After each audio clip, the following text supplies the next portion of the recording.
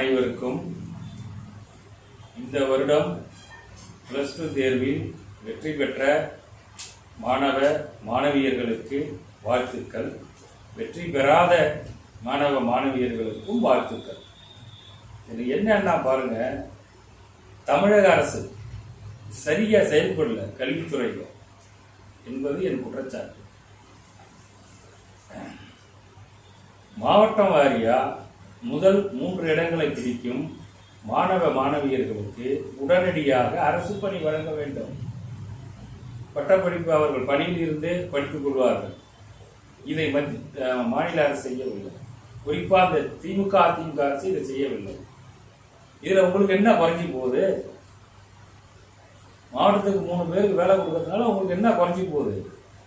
இந்த வருஷம் 8 லட்சம் பேர் +2 தேர்வு எழுதியிருக்காங்க. 56,000 பேர் வெற்றி பெறவில்லை. மீதி எல்லாம் வெற்றி பெற்றுட்டாங்க. இந்த 8 லட்சம் பேர் என்ன படிச்சா, என்ன படிக்கல, என்ன ஆனான்னு முதல்வரே அவர்களே உங்களுக்கு தெரியுமா?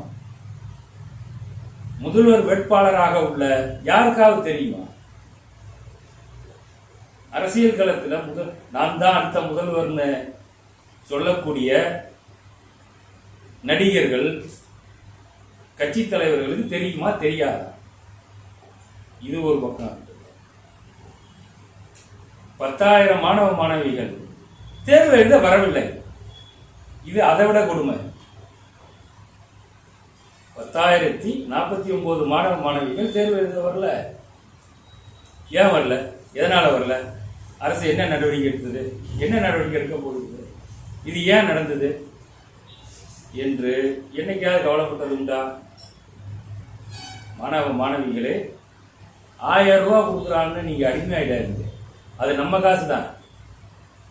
திமுக அரசு மாணவ மாணவிகளுக்கு 1000 ரூபா கொடுக்குறாங்க மாத செலவுக்கு. அது நம்ம காசு தான். அவங்க ஒன்றும் அவங்க சொந்த பணத்தில் கொடுக்கல. கொள்ளையா அடித்து அதில் கொஞ்சம் பிச்சை போடுறாங்க. மாறுங்கள் மாணவ மாணவிகளே, மாறுங்கள். முதல் 3 இடங்களை பிடிக்கும் மாவட்டந்தோறும் தேர்ச்சி பெற்று வரும் மாணவ மாணவிகளுக்கு அரசு வேலை வழங்க வேண்டும். நிச்சயமா எங்கள் கட்சி வந்தால் இதான் செய்வோம். அதுவும் இல்லாமல் தமிழ் கட்டாய மொழி எழுத வேண்டும். இதை பாருங்க, ஒரு பையன் பிரெஞ்சு மொழி எழுதியிருக்கான். தமிழக அரசு பிரெஞ்சு மொழி எழுதுக்கு அனுமதி கொடுத்துருக்கு. தமிழ் மொழி எழுதல.